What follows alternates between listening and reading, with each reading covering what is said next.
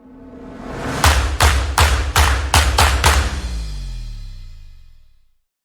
everyone, I'm Bita Delisi, and in this video we're going to talk about how to protect yourself as a seller from N12 liabilities. We provide legal support to realtors and their landlord and investor clients throughout the province of Ontario. And many times realtors call us and they say, we have a firm agreement of purchase and sale. How do we move forward with the N12 process from here? Well, sellers and realtors, take note, because here are ways that you really need to protect yourself. Number one, you must understand that the N12 notice is a notice to end the tenancy for the landlord or new purchaser's own use. Now, it is a 60-day notice. However, it's not just a simple notice.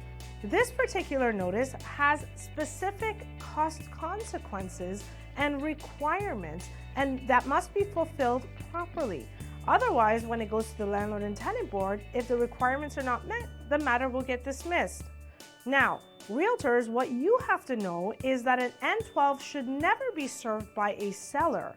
Sellers should always obtain getting legal advice before proceeding service of an N12.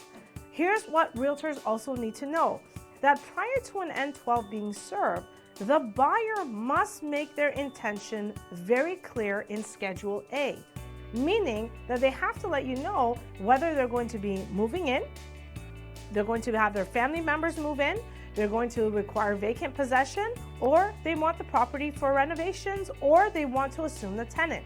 The buyer must have some sort of intention for purchasing that property. Now, if an N12 is required to be served, that intention is probably the buyer or their immediate family member requiring possession of that property for residential purposes, hopefully for at least 1 year. That requires a clause to be inserted into the agreement of purchase and sale.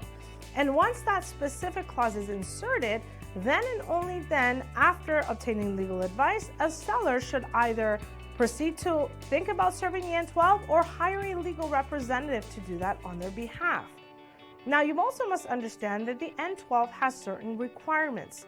The first requirement is compensation in accordance to Section 48(1) or 49(1) of the Residential Tenancies Act. Compensation must be paid whether or not the tenant agrees to move out before the termination date. It's just a requirement. Number two, the N12 must be served in good faith, meaning that the landlord should not just serve an N12 because they're experiencing problems with that tenant. And number three, a declaration. A declaration must be submitted, signed by the person who's going to be moving in.